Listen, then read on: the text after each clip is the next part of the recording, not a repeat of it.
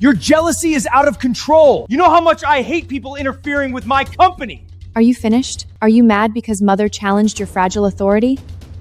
Or because your precious assistant lost her job and you feel sorry for her? You really think you've done nothing wrong? Was I wrong to not stay quiet while you crossed lines with your subordinate? Or was I wrong not to divorce you the second you peeled that lobster for her? I told you. Everyone gets 3 strikes. You just used your 3rd. I was quite satisfied with my arranged marriage husband. He was always well-behaved. He was a nice man. I walked into the private dining room that evening. A young lady was offering Arthur a seared scallop from her fork. I smiled. I greeted the executives at the table. I glanced at the girl. She didn't bother to give up her seat. The sales director shot her a sharp look. This is Mrs. Vance, our CEO's wife. Hello, Mrs. Vance. I'm Chloe, the new executive secretary. It's so nice to meet you. I gave her a polite, faint smile. I said nothing. I took the nearest available seat. I made small talk with the table, but my eyes stayed on Arthur and Chloe across from me. I watched Arthur casually chew the scallop. Then I watched Chloe pick up half a grilled lobster. She stared at it with a helpless expression, then shot Arthur a pleading look. Arthur frowned slightly. He took the lobster from her plate, peeled it with his bare hands, then placed the meat back onto her plate. I narrowed my eyes. I lowered my head and texted my housekeeper, Martha. Mrs. Vance, I'm just so jealous of how lucky you are. To marry someone as successful as Mr. Vance, you get to just stay home and be a loving wife. It must be wonderful. Not like the rest of us who have to work so hard every day just to get by. I looked up. You really are new. You have absolutely no manners. Cut the nonsense. You think Mrs. Van is just a housewife? We call her Mrs. Van here as a courtesy to her husband, but outside this room, she's Miss Sterling, CEO of the Sterling Group. I'm so sorry, Mrs. Vance. I just speak my mind. Please don't hold it against me. I just can't help feeling a little sorry for Mr. Vance. Watching you spend so lavishly. He sacrificed so much to build Vance Corporation into what it is now. The Vances are a power couple from 2 legendary families. She's the only heir to this Sterling Group. Apologize to her. Right now. Chloe's face went pale. She bit her lip. Her large eyes filled with tear as she looked helplessly at Arthur. Apologize to my wife. From now on, watch your mouth and know your place. If you don't know something, ask. If you don't understand, learn. I'm sorry, Mrs. Vance. I have another engagement. I shall take my leave. Excuse me. My other event ended Cheers, at 10 p.m. Thank you. Arthur was already waiting for me at the parking garage.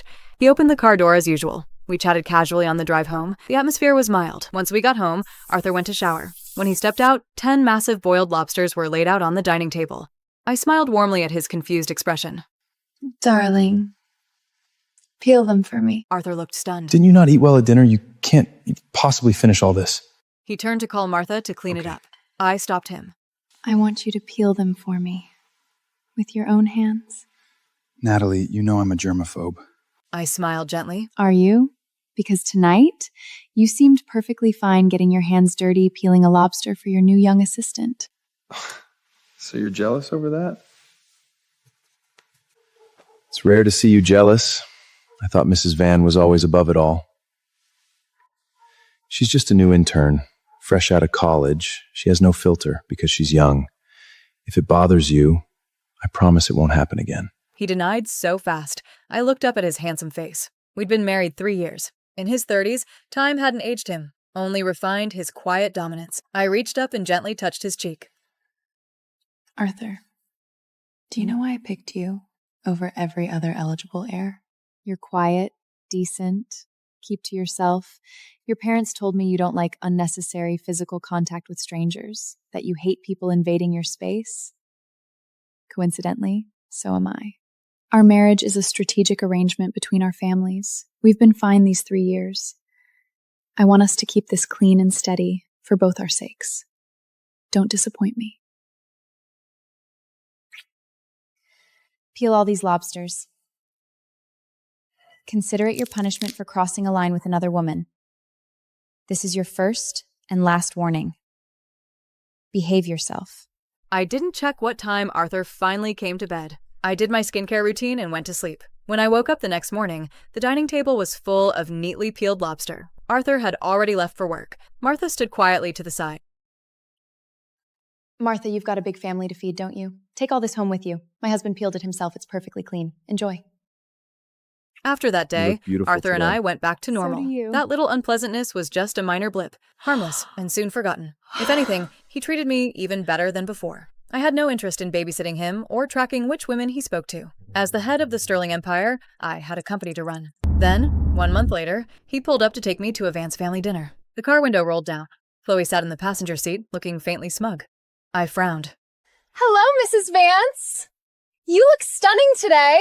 Chloe smiled brightly. Her pretty face was innocent and naive. She acted as if she couldn't sense my displeasure at all. Arthur also looked completely unfazed, as if nothing was wrong. My expression got cold.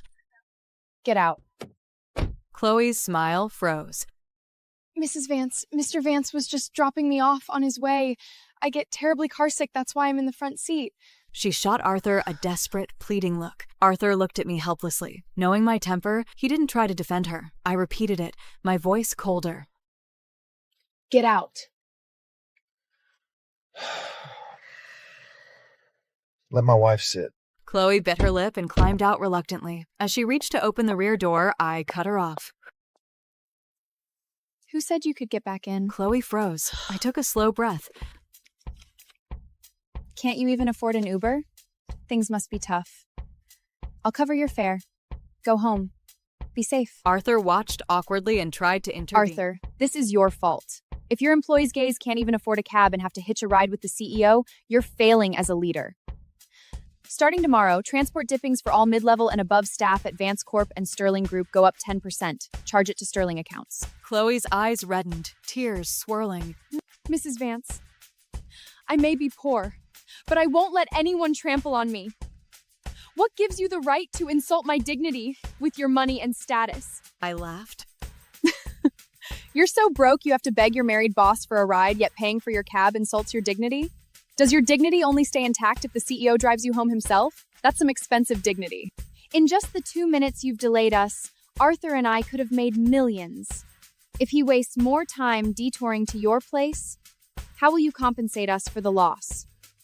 With your dignity? I ignored her face, got into the car, and slammed the door. Arthur silently started the car. The silence in the car was heavy. I wasn't going to be the first one to break it. Arthur cleared his throat. Her apartment isn't far from my parents' estate. It really wasn't out of the way. There was no need to... Arthur, I told you. I like you because you're decent. You're not the only one who values cleanliness.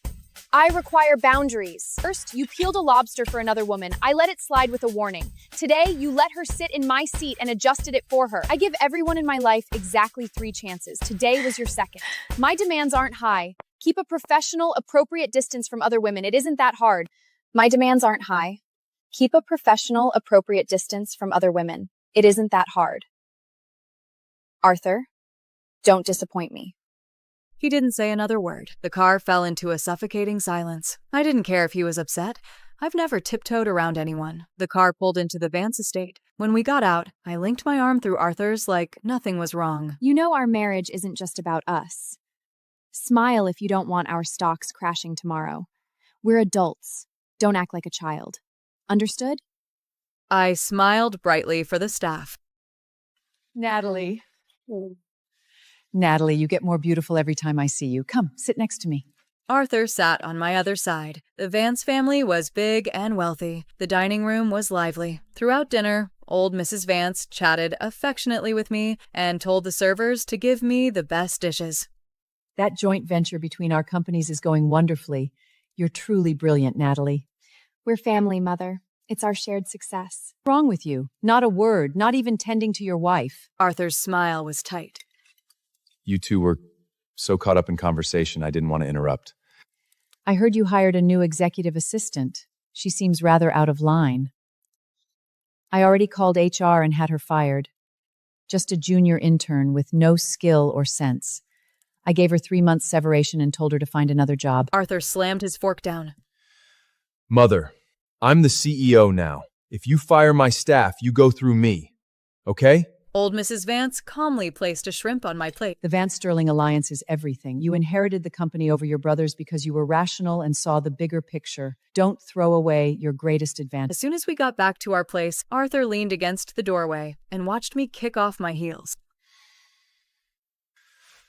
Natalie, we need to talk. I walked to wash my hands. The light cast shadows across his face. Did you really have to drag Mother into our marriage? I paused, dried my hands on a towel, and looked at him. You think I complained to your mother? His eyes were dark. In all the years I'd known him, he had never looked at me with such coldness. Didn't you? Natalie, I put up with your spoiled act, but you've targeted Chloe again and again. You have no empathy. Your jealousy is out of control. I narrowed my eyes, studying the man I'd lived with for years. I realized that my judgment hadn't always been perfect. This time you crossed the line. You ran to Mother and made her fire my employee. You know how much I hate people interfering with my company. Are you finished? Are you mad because Mother challenged your fragile authority? Or because your precious assistant lost her job and you feel sorry for her? My cold tone pushed him over the edge. You really think you've done nothing wrong? What did I do wrong? Was I wrong to not stay quiet while you crossed lines with your subordinate? Was I wrong to not stop your mother? Or was I wrong not to divorce you the second you peeled that lobster for her? Arthur's pupils shrank sharply. I took 2 steps back, looked him up and down, and shook my head in disappointment. Arthur, I told you. Everyone gets 3 strikes. You just used your 3rd. No one can stand your arrogance! The argument ended in disaster. Furious and humiliated, Arthur stormed out that night, starting a cold war. I didn't have time or energy for his games. Sterling Group was in the middle of a huge overseas expansion, and I was swamped with work. A week later, I saw the headlines. Arthur had attended a high-profile charity gala, with Chloe as his date. The photos were perfect. A handsome billionaire and a beautiful young woman in a custom gown, a diamond necklace glowing around her neck. I stared at the photos for about 10 seconds.